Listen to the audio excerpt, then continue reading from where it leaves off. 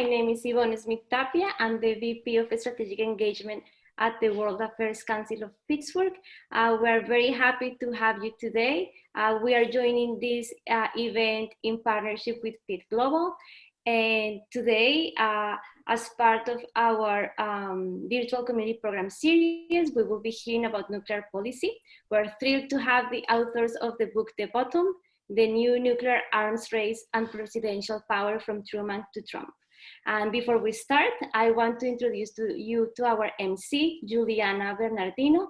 She's going to be interacting with you through the event. Juliana is originally from Brazil and currently pursuing a master's degree in international development at the University of Pittsburgh Graduate School for Public and International Affairs. Juliana, we're happy to have you here today with us, so please take it away. You're muted. Sorry. Thank you, Yvonne, for your introduction. And hello, everyone. It's a pleasure to be here with you today. I will start kindly asking everyone to keep your microphones off, but your cameras on if you feel comfortable. We want you to feel part of the conversation. I'm very excited to hear from our speakers today. You know, it's easy to feel like nuclear weapons are distant issues from our reality. But the truth is that this topic is closer than we can imagine. So thank you for being here and for this chance to discussing such an intriguing topic. Also, I would like to hear from everyone attending here today. So be ready to participate in our poll questions. We have 2 questions for you to respond. And feel free to type your questions in the chat box and I will share them with our guest speakers during the event. So before we start the conversation, we want you to respond our first poll question, which is, which country is most likely to use nuclear weapons? The options are Russia, the United States, North Korea, India, France, or China. So please take a moment, take your guess.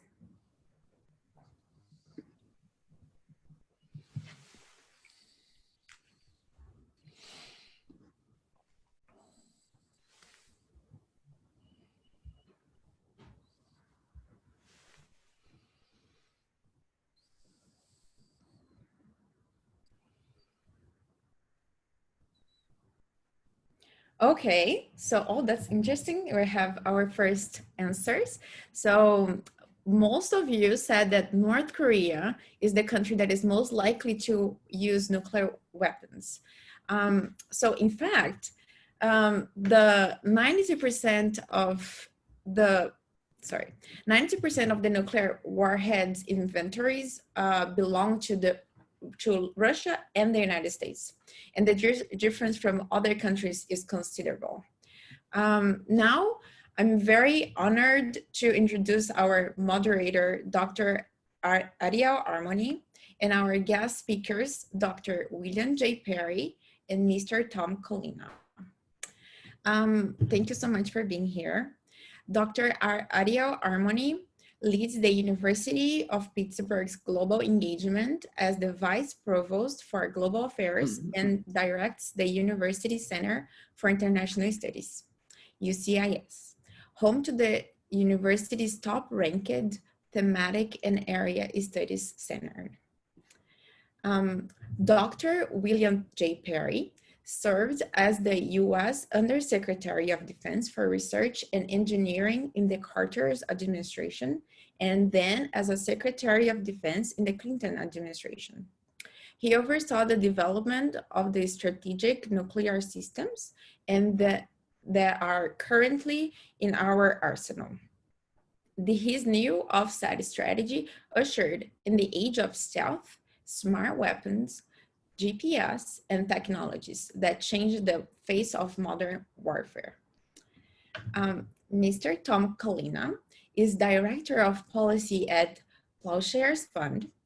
Tom has 30 years of Washington, D.C. experience in nuclear weapons, missile defense, and non-proliferation issues, and has held senior positions at the Arms Control Association, the Institute for Science and International Security, and the Union of Concerned Scientists. He has been directly involved with efforts to end US nuclear testing and limit ineffective anti-missile programs and reduce nuclear arms. Thank you all for being here today. It's a pleasure. Please, Dr. Armony, the floor is yours.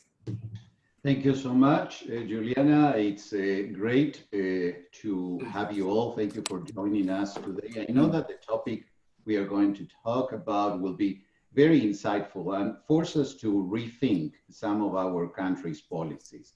I want to start by thanking the World Affairs Council of Pittsburgh for the invitation to participate in this event. And as we all know, we are here to discuss this fascinating book, which I strongly recommend. Dr. Perry and Mr. Collina, Bill and Tom, if I may, it's a tremendous pleasure and an honor to have the opportunity to share a conversation with you today. This truly fascinating book explores the development and perils of the nuclear football, the widely photographed briefcase carried around with the president wherever they go, and the sole authority that the US president currently possesses in deciding when and how to use US nuclear forces. The authors, as we will see and discuss, provide a series of proposals that they argue can help reduce risks and lead our world towards a more secure future. They suggest, among other things, the need to rethink and retire the use of the football, to move away from a strike-first mentality, to use resources more efficiently on our military forces and programs, and to promote US engagement internationally, acting as a global leader in encouraging nuclear arms reduction and promoting regional peace and security. So let me start with a question about sole authority. The US Constitution has been interpreted to offer the president a wide scope in how they decide to conduct foreign and military affairs. Article 1, Section 8 of the Constitution says, Congress shall have the power to declare war, and the War Powers Resolution of 1973, passed due to continue US involvement in the Vietnam War, requires the president to notify Congress within 48 hours if they use our military in an armed conflict. So, are these checks on the president insufficient? Why? Would a new War Powers Resolution need to be passed? And is this likely given today's highly partisan environment? Well, maybe I'll just start, and thank you very much for organizing this to the World Affairs Council of Pittsburgh, and it's a pleasure to be here. To your question, as you said, and you're exactly right, Congress and the Constitution says that Congress has the sole authority to declare war, and the president implements war. And our concern about the president having sole authority to start nuclear war is that we see a first use of nuclear weapons as the ultimate declaration of war. And the current policy now allows the president to do that unilaterally. So to us, that's the president declaring war by himself, which we see as unconstitutional. So what we would like to see is not necessarily change the Constitution. I think the Constitution is just fine. What we want to see is U.S. policies that are more closely aligned with the Constitution. So there's two ways to fix this. One is the president could declare that he will not use nuclear weapons without seeking the input and approval of Congress. Or two, the president could declare that he will simply never use nuclear weapons first. Period. I think to us, both of those approaches would make U.S. nuclear use policy both safer and constitutional, and eliminate the danger of blundering into nuclear war by mistake, which is what we see as the highest risk of starting nuclear war, that would happen by accident and not by intent. Thank you. Bill, do you want to add anything? Only that the probability of a nuclear catastrophe today, in my judgment, is greater than it was during the darkest days of the Cold War. It's that concern, that belief, that motivates us to write this book and to try to focus attention on the dangers, one of which is the president's sole authority. It's not the only danger, but that's a very important danger. So that's a very good first question to ask. Thank you. Thank you very much. And I want to follow up on your responses. And so let me get back to what Tom was saying and raise the following question. In the book, you raise the concern that the president doesn't know all the facts if faced with an attack or when making decisions on committing our forces. That is, the president has incomplete information. And yet, this is also a concern for members of Congress, as they will make decisions based on the same information provided to the president, correct? So how could we resolve the problem of incomplete information? Well, the biggest danger is that the president acting quickly. We're set up now to respond to an alert of a missile attack on us. And the president set up to make that response in 5 minutes' time. It's that quick response which is particularly dangerous. So we want to introduce more time into the system. And one way to get more time is to have more people involved in the decision. So this quick response is a really significant concern. We have that because we fear that Russia, and then back to Cold War days, the Soviet Union, might be planning to launch a surprise attack on the United States. And so we have developed an elaborate, complex system to detect an attack if it's taken place, and then to respond quickly to that. When I was Undersecretary of Defense during the Cold War, I had a firsthand experience with that system. I was awoken at 3 o'clock in the morning with a phone call. It was the watch officer at the North American Air Defense Command telling me that his computers were showing 200 long-range missiles on the way from the Soviet Union to the United States. He quickly went on to add, happily, that he had concluded that his computers were in error as a false alarm. And he was calling me to see if I could help him figure out what had gone wrong with his computers. It took us actually 2 or 3 days to do that. And there was a technical problem in the computer caused by a malfunctioning microchip. One other false alarm I was involved with happened because of human error. The human, as he came on duty that night, put into the computer, instead of the operating tape, put in a simulating tape that was simulating an actual launch. And so that gave us a big scare. So we have the danger of this false alarm. In the case, when I was awoken, before the general called me, he had already called, and before he knew it was a false alarm, he had already called the White House. So the president was supposed to be awoken at 3 o'clock in the morning and have to decide what to do. Now, when you talk about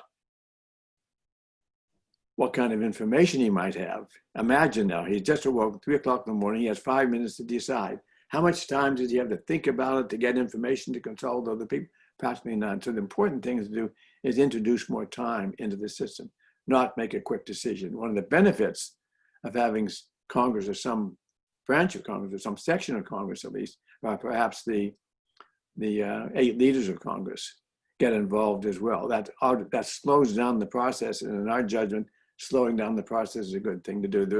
We should not be rushing into ending civilization, and that's what would happen if we had a nuclear attack. Thank you. I bet that it was difficult to go back to sleep after getting that. It was indeed, yes. Tom, I want to follow up on what Bill was saying, and of course that in the book you make a rational argument, but let's talk also about other aspects. Let me quote a sentence from the book. You say, "Today, the authority to use the bomb is a key part of presidential power and prestige." And I underline prestige. It has become an executive privilege like no other. So the nuclear football and sole authority of the president to use our nuclear forces are emblems of the president's power and prestige. How realistic is it that the president will be willing to give up these, especially if they can use them at home to achieve a preferred political agenda, either individually or for their political party? Thanks. That's a great question. I would answer it this way. One is, it is difficult for presidents to give up any authority and any privileges they have. But I think it's important to understand the political moment we're in, where with the Trump administration, some feel that this president is not up to the task of having that authority, and then it's actually dangerous for him to have it. And he's not the only president that people have felt that way about. President Nixon was known to be drinking while in office. There were also concerns with President Kennedy and President Reagan for various reasons. And I'm sure we will have other presidents that will raise concerns about sole authority. So our hope is that maybe the next president who comes along will take the long view and say, look, we've had multiple presidents by this time that have raised these concerns about sole authority, and we're taking a risk here. And it's a risk that isn't warranted. As Bill was saying, we don't need to launch quickly. And this is a misperception that a lot of people have, which is that somehow if we respond quickly, that could prevent the attack from coming in the first place. But it's simply not true. If there is an attack coming, us responding quickly will not stop that attack. And in fact, it's not our only chance to respond. We can respond if we wait. So that's why we recommend waiting, because it reduces the danger of blundering into nuclear war. And we simply don't need that quick response capability. So we would hope that a president coming along will take the long view and say, this is not a capability that ensures or helps the security of the United States. The second point I would make is that this is a presidential authority or power that no rational president will use. We've gone 75 years now, luckily, without the use of the bomb. No U.S. president or any other president has thought that would be a rational or useful thing to do. So having that authority to us is not usable. That nuclear weapons, particularly the first use of nuclear weapons, is an option that no rational president would take. So the president would not be giving up a power that they would depend on. They would be giving up a power they are highly unlikely ever to use, and in response, making the world and the United States safer for it. Thank you. Let me follow up. There is a great question from Austin in the group who's asking, so when is the appropriate time to use nuclear weapons, if ever? Why do we have them if we don't want to use them? You talk about taking the time, about a rational decision. So can we elaborate a little bit more? This is a great insight. So when, if we are going to use them? My answer to that is never. Never. It would be an unparalleled catastrophe, even if we use only a few nuclear weapons. Even a few nuclear weapons, it can cause hundreds of thousands of deaths, millions of deaths. But more importantly, the use of a few nuclear weapons could all too easily escalate. And a nuclear exchange between the United States and Russia, for example, which would only use, let's say, 10% of our arsenal, would cause more than 100 million deaths. More in one instant, more deaths in 6 years than occurred in the 6 years of World War II. And it would also have the very real possibility of destroying our atmosphere completely, that is leading to what was called a nuclear winter, where the soot and the smoke from the cities burning and the forests burning would get into the atmosphere and then get up into the stratosphere, blocking out the sun. That seems like a very real prospect to me. Here in California, last Wednesday, we had our sun actually blocked for an entire day by the soot and smoke from the forest fires around here. So we've had a firsthand experience with what is called nuclear winter. You can imagine if that sun is blocked out for more than a day, for many months or even a few years, the crops would fail, people would starve, it would be an unparalleled catastrophe. So beside the 100 million or so deaths caused by a small scale exchange, we have the possibility of what's called a nuclear winter. The first destroys our civilization.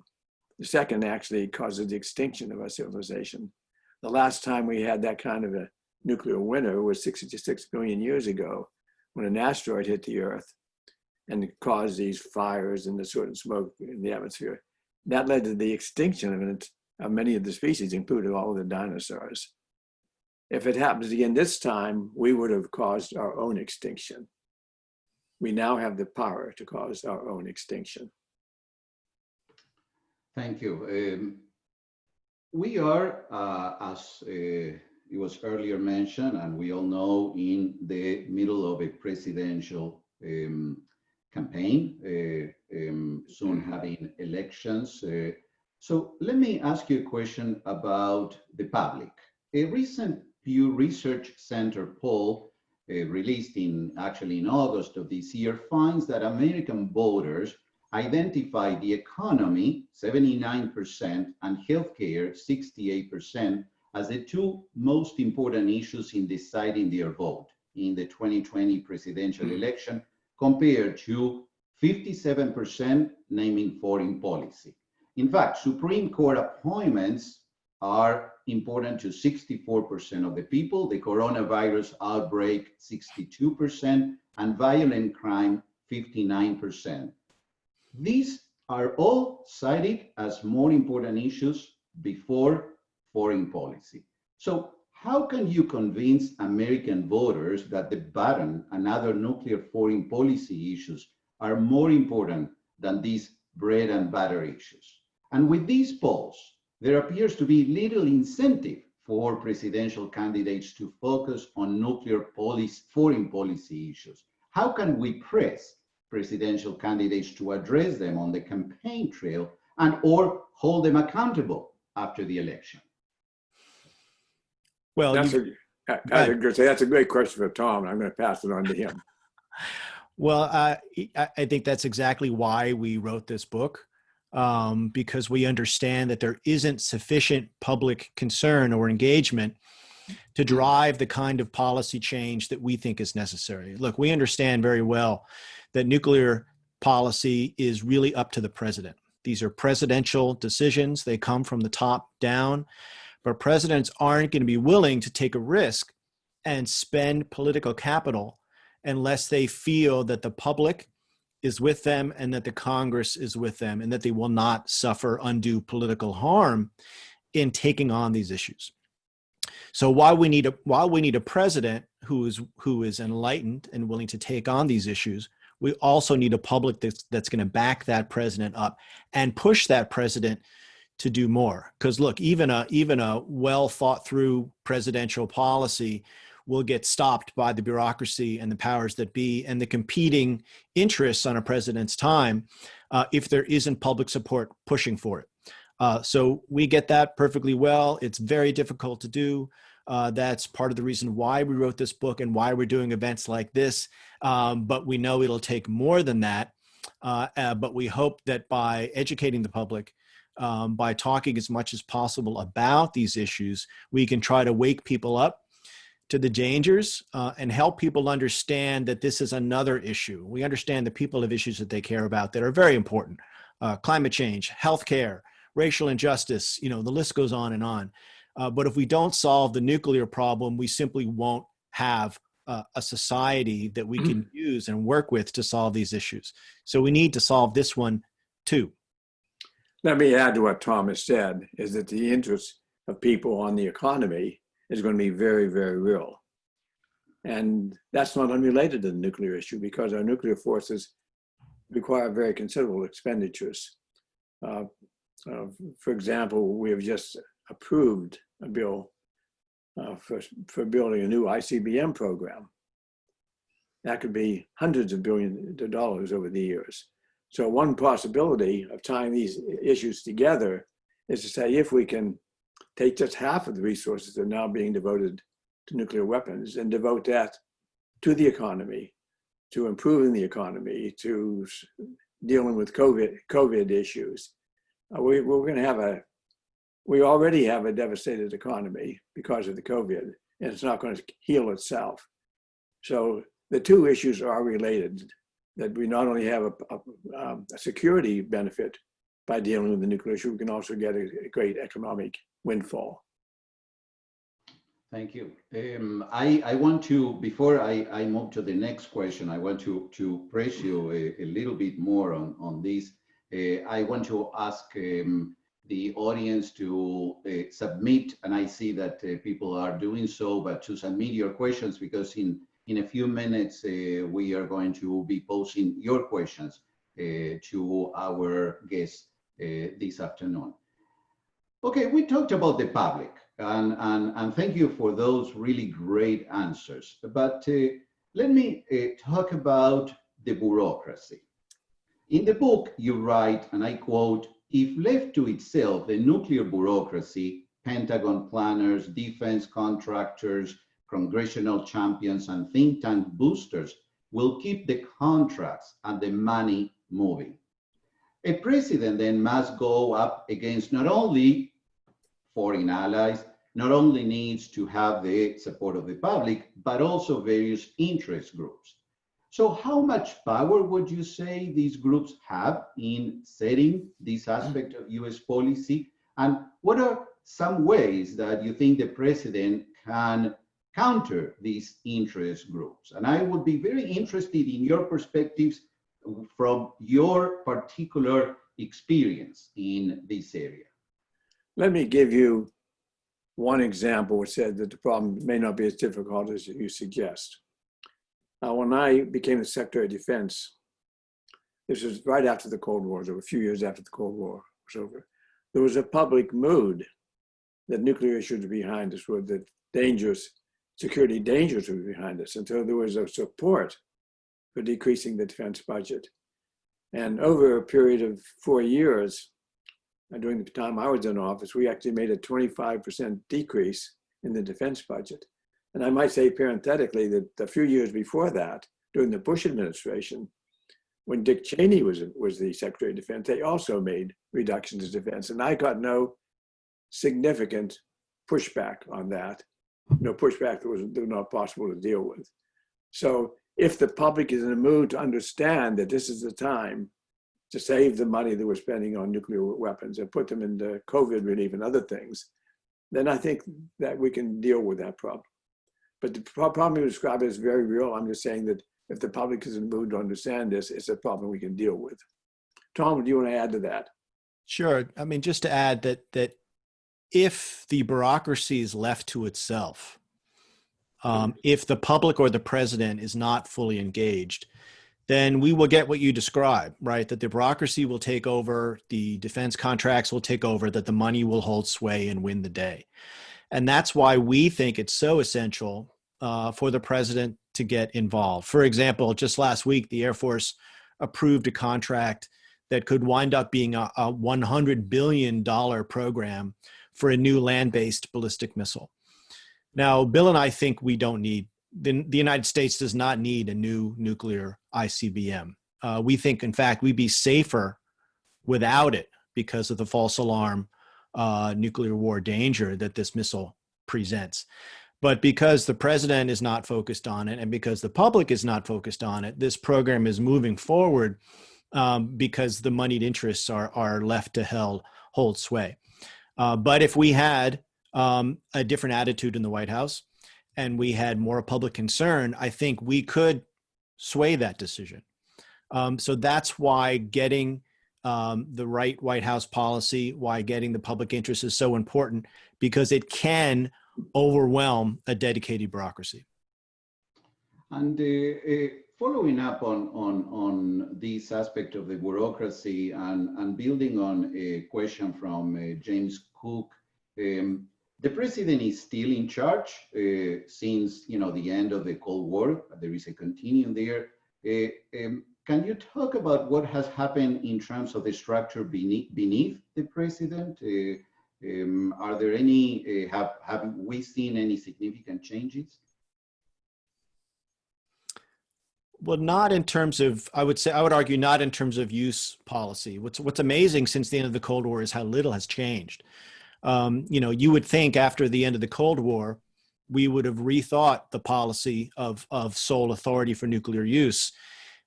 This was a policy that may have made sense during the Cold War because of the dangers and the threats involved, but that after the Cold War, we would have taken another look and said, do we need to bear these risks? And the answer is no, we don't. And we would be much safer with a different policy. But in fact, we've never really looked too deeply at these questions. Now, we should remark that significant changes have been made to deploy nuclear weapons. Since the end of the Cold War, both the United States and Russia has significantly decreased their nuclear stockpiles, and that's all to the good. We fully support that and think it should go further. What hasn't changed very much is the use policy for those weapons. And what concerns us is that we have left ourselves in a situation where we could still blunder into nuclear war by mistake. And even though we've reduced our forces, there are enough left that if we did blunder into nuclear war, it would be devastating for the world, possibly the end of civilization as we know it. We haven't solved that problem yet, and it's high time that we did. Thank you. I would jump in just to make two questions here that are very connected to what you're saying. One is from Marilu, and you kind of answered, but there is another question that she also makes, which is the likelihood of creating an international organization to constrain nuclear weapons, considering the negative externalities for the rest of the world? Will it be sufficient to constrain the use of nuclear weapons from nuclear powers? Which is connected to another question we have here from Steve. His question is, you speak about solving the nuclear issues. What do you propose? We were asked to judge which country might use nuclear first, but the list did not include Iran, Israel, or even non-state actors. Isn't there a higher risk from non-state actors?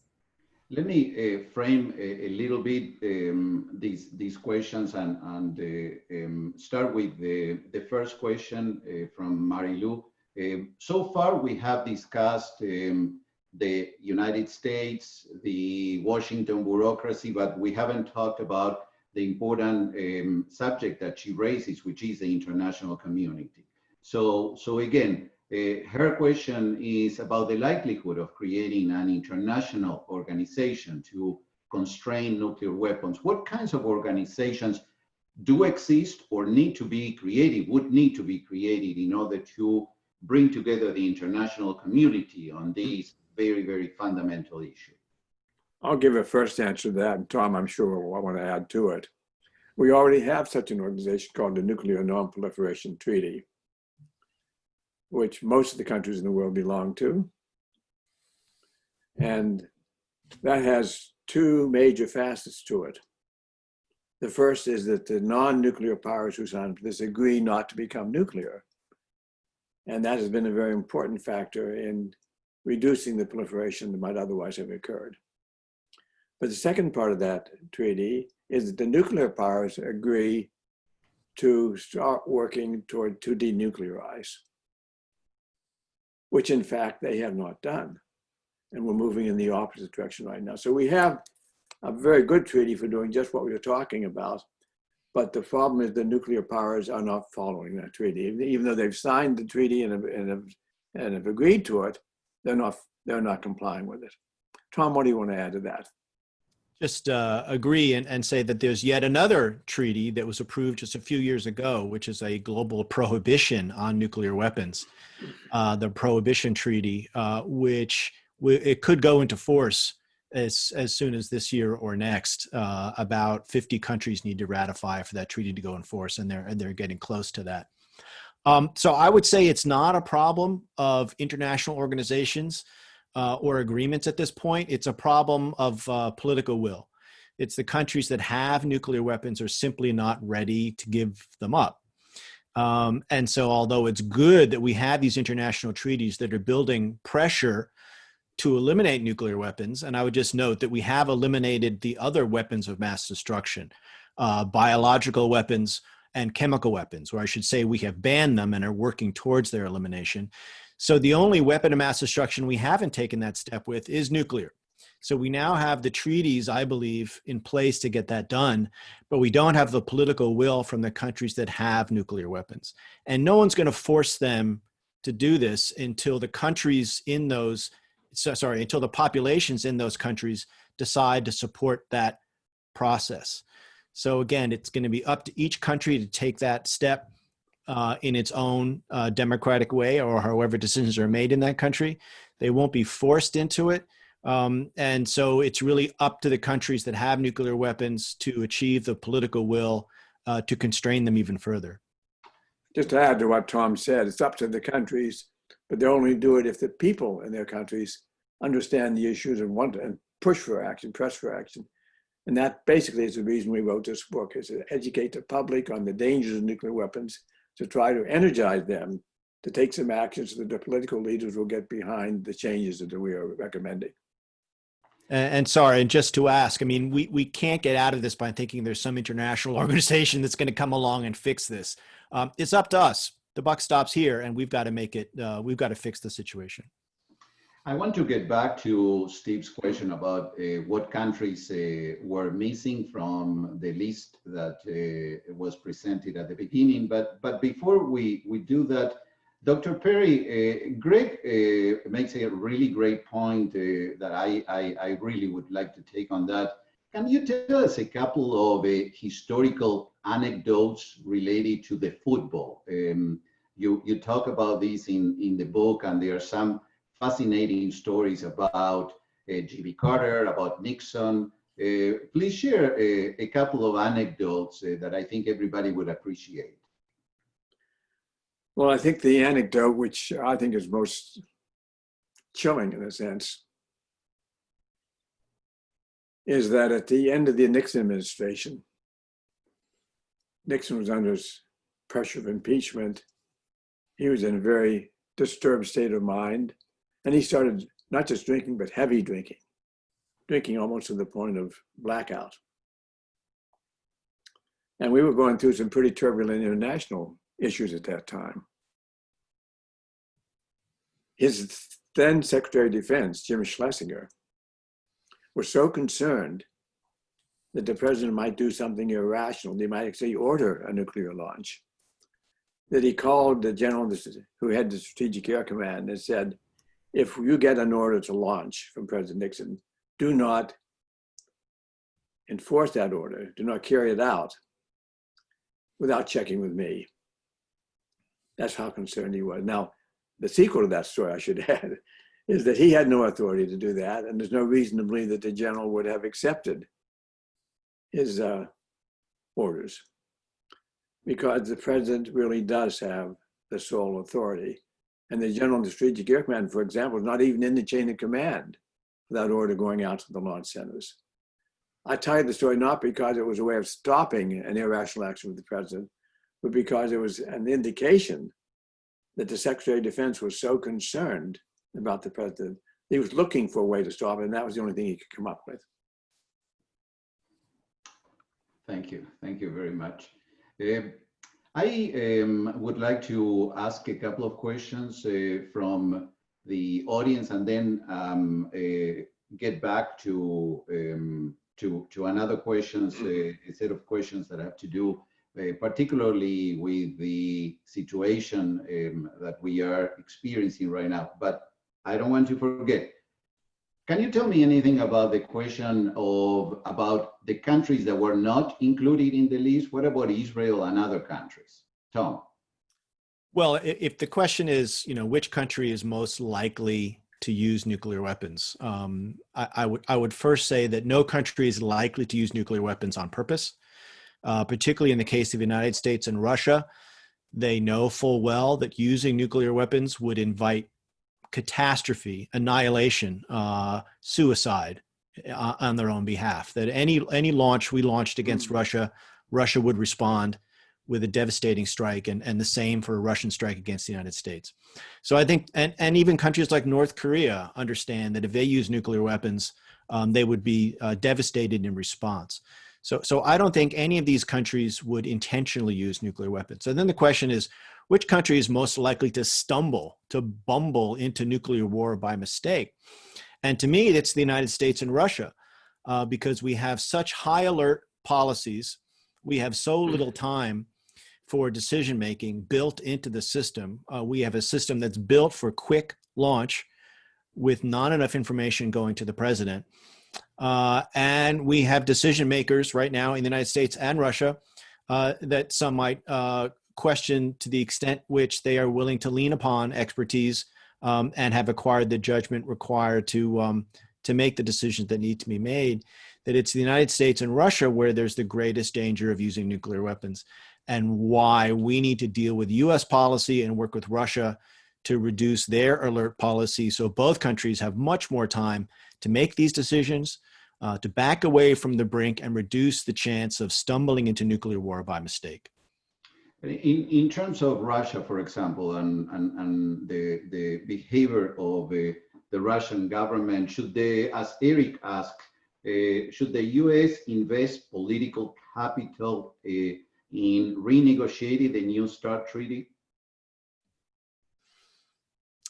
Well, let me ask, yes, the United States should definitely be working with Russia to extend the New START treaty.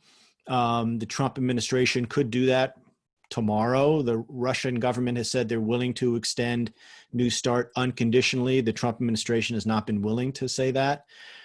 So we need to extend New START as soon as possible. It's the last treaty that constrains US and Russian nuclear forces, and without it, there would be no constraints on Russian nuclear forces for the first time in 5 decades. But then we need to go beyond that once we extend New START for up to 5 years and negotiate a new treaty or a new agreement of some kind, because we haven't gone low enough yet. I mean, yes, we have reduced nuclear forces significantly by 80% or more since the Cold War. But as we said before, we still have enough that if we stumbled into nuclear war, we would devastate society as we know it. We would end civilization as we know it. So until we get below that number, which may be a few hundred or less, we can't stop. We have to keep pushing the numbers down so that mistakes by just a few leaders can't simply end the world. Bill, do you want to add anything?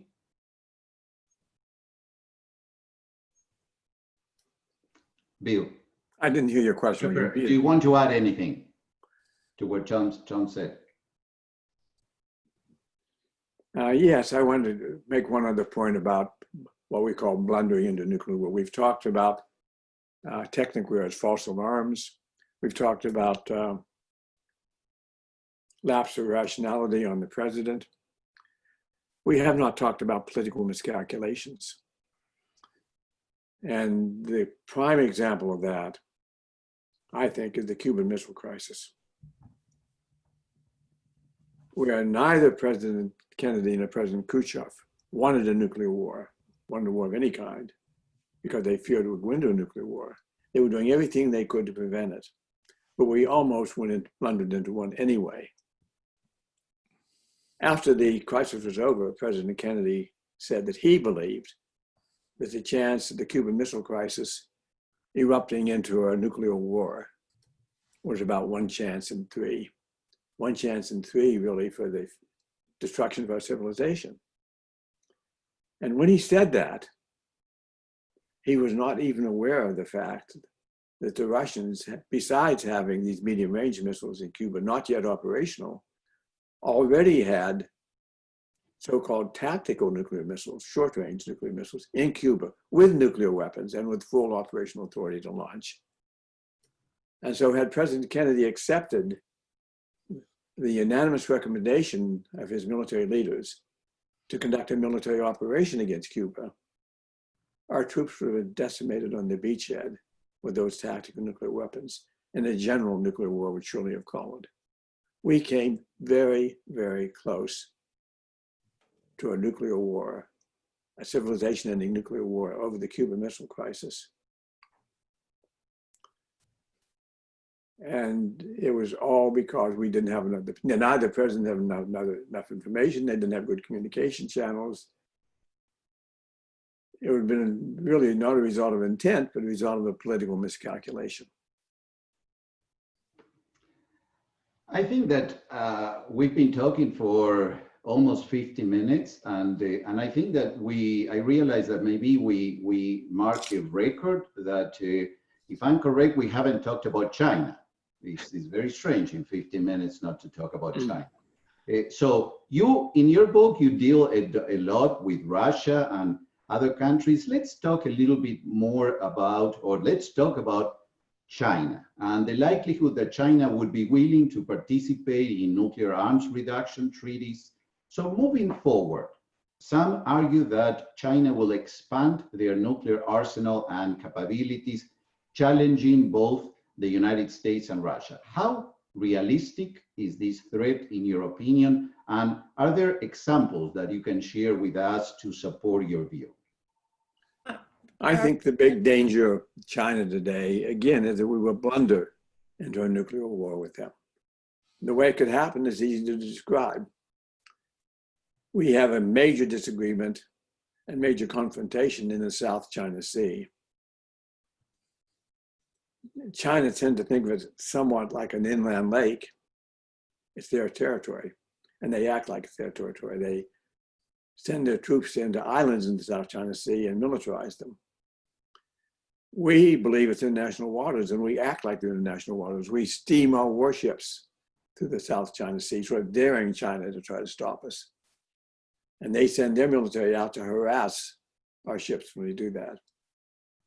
So it's a situation that's ripe for an accident, not dictated by the presidents, but an accident caused by a decision of an airplane pilot or a ship captain. It causes some sort of a small military conflict in the South China Sea, and that small military conflict could escalate, and it could escalate finally into a nuclear war. That's a scenario by which I see a conflict with China today. And that scenario only gets worse if China builds up the nuclear weapons, which they seem to be in the process of doing right now. And if China gives up their no first use policy, which might be happening. We should take China very seriously. We should consider the nuclear weapon threat very seriously and be working to remove the incentive for them to build up their nuclear weapon and to work to try to deal with the conflicts, disagreements about the South China Sea. And if we cannot solve those political disagreements, be very, very careful about how the instructions we give our military who are operating in that area so we do not blunder into a war with China. Just an additional word on China. I do agree that we have to take their nuclear arsenal very seriously, but we need to see it for what it is. It's about 1/10 the size of the U.S. and Russian nuclear forces. So the focus on China's nuclear forces, I think, is exaggerated and is hyping the threat. We don't have to wait to extend New START, for example, as the Trump administration has indicated. We don't need to wait to extend New START until China agrees to take part. Again, the Chinese arsenal is much, much smaller. We need to keep an eye on it. But the important thing to do right now is to work with Russia to reduce our much, much larger nuclear stockpiles, and in time, work with China. But at this point, China is saying, well, we've got 10 times fewer weapons than you. Why are you worrying about us? And they've got a point. Let me just give a postscript to Tom's comment. China does have far fewer nuclear weapons than we have, but they have enough to destroy the United States. They have enough to destroy the United States. So let's not forget that. So let me build on a couple of questions that we got from the audience and follow up on what you were saying. You talk a lot about, we should work and we should talk with Russia, with China, etc. But we live in an age of nationalism, intense nationalism. Can you talk a little bit about that aspect of of this problem, how nationalism is a potential factor in nuclear confrontation. Well, I think there is a danger in the nationalistic go-it-alone nature. In other words, to say from a nationalistic perspective, we want to defend our own security with our own military prowess, and we're just going to get more nuclear weapons than anybody else, and that'll keep us safe. We tried that during the Cold War. It was a big mistake. We built up tens of thousands of nuclear weapons costing trillions of dollars. Didn't make us any safer. In fact, made us less safe. And we're at the brink of a new arms race again today. We didn't learn the lesson, unfortunately, from the last time around. And we're in danger of, again, taking a nationalistic approach to this and saying we'll build whatever we need. It's going to be a big mistake again, and it's going to bring us closer to nuclear war than we would be otherwise. And we're going to, again, waste trillions of dollars. So, the only answer to an arms race is not to run. And so we need to talk with Russia. We need to talk with China and come to terms with the fact that we can all be safer if we work together. We need to put our nationalism on the shelf, as it were, and realize that diplomacy is the better answer here. And if we work together, we can all save trillions of dollars. We can all save the world and making ourselves safer. But we have to do it in a cooperative way, and we can't do it in a we'll be first fashion. I want Let to me add a postscript about the numbers of nuclear weapons. At one time during the Cold War, we had this insane number of 30,000. We brought that number down to about 4,000 now. That's still an insane number. Of that 4,000 nuclear weapons, 1,550 are deployed. If we were to launch 10% of those 1,500 nuclear weapons to Russia, we would destroy Russia. We would destroy Russia, and we'd still have other 90% of the nuclear weapons. Why do we have even 4,000 nuclear weapons, I think is the question at hand. They're simply a danger. And the more of them we have, the greater the danger is. I wanted to highlight that in the book, you propose a simple rule to guide governments' decisions about which weapons to buy. You write, if a nuclear weapon increases the risk of accidental war and is not needed to deter an intentional attack, we should not buy it, which I thought it's really very, very clear, very, very interesting, particularly for students in public policy. I want to move to at least my final question, and we will be wrapping up very soon. And so I want to talk about the presidential campaign, Biden-Trump. You suggest that US voters should choose presidents that are committed to nuclear arms reduction and containment. Do either Biden or Trump show this commitment? And can you please discuss the differences between the two candidates in how they approach the topic of nuclear weapons and the potential future of our nuclear weapons policy under each if they win or retain the presidency? Well, I'll start here, and I have to be careful because I work for a nonpartisan organization. We don't take sides in presidential elections, but we do comment on policy. So I'll go at this from a policy perspective. If you look at the policies that we recommend in the book, for example, moving away from quick decisions, no first use policy, supporting the New START treaty and non-proliferation agreements, I think you have to say that a potential Biden administration has the potential to be closer to the policies we recommend than a second Trump administration would. And look, the Trump administration, again, without being political about it, has basically moved away from the policy recommendations that we make in terms of leaving the Iran nuclear deal, for example, withdrawing from the INF treaty and not extending the New START agreement. We would like to see more international integration on nuclear policy, not less. And we would like to see a president scale back the nuclear modernization plans, which we haven't talked about yet. For example, the United States is planning at this point to spend over $1 trillion of taxpayer money over the next 30 years to rebuild essentially the entire U.S. nuclear arsenal. We think much of that money would be much better spent addressing COVID-19, addressing racial injustice, rebuilding the economy, tackling climate change. We talked about this new land-based ballistic missile, the ICBM. We can't think of any project that we need less now than a new nuclear ICBM, but would much rather spend that money in other ways. So these are the kind of indicators we're looking at.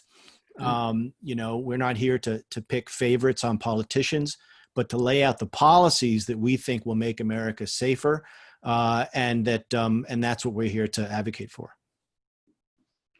Bill, Dr. Perry, any final remarks? Well, on the political side, I would say there is no rational reason why the issues we're talking about, the nuclear issues we're talking about, are partisan, that have anything to do with whether you're a Democrat or Republican. The nuclear dangers face all of us. They should be completely nonpartisan. Bipartisan, if you want to call it, but I think really nonpartisan. They have nothing to do with party politics. So we would strongly urge that people think about this problem, whatever the party politics, think about the issues of nuclear dangers as affecting all of us and work to reduce those dangers the best ways they can.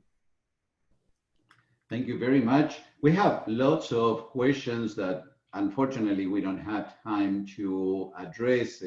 Questions that are fascinating, where people are asking about, well, what gives a country the right to have nuclear weapons?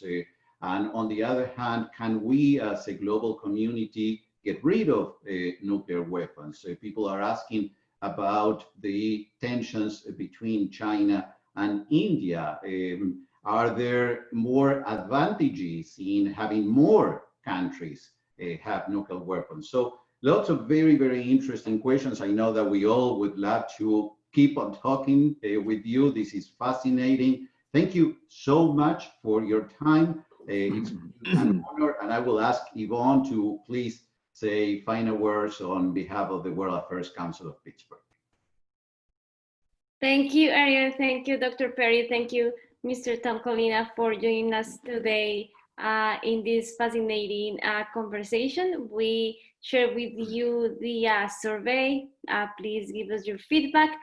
We had a final poll question for you all to respond, but I want to be respectful of everyone's time, so we will share some resources as well as this video recording with you in an email later today or tomorrow. And also, don't forget to buy the book, The Bottom. You received a 30% discount when you register in your confirmation email. Get the book and keep talking about this interesting topic with your networks and with fellow co-workers and students. And thank you so much again for joining us, and be in tune with us. We have an upcoming event on September 30th. We will share information with you as well. Thank you very much all. And I'd like to thank Dr. Armony for his very thoughtful questions. Very interesting, led to a very interesting discussion from my point of view. Yes, thank you very much. And thanks also to the whole World Affairs Council and Pittsburgh. Thank you. Thank you. Take care. Bye-bye. Bye-bye. Bye.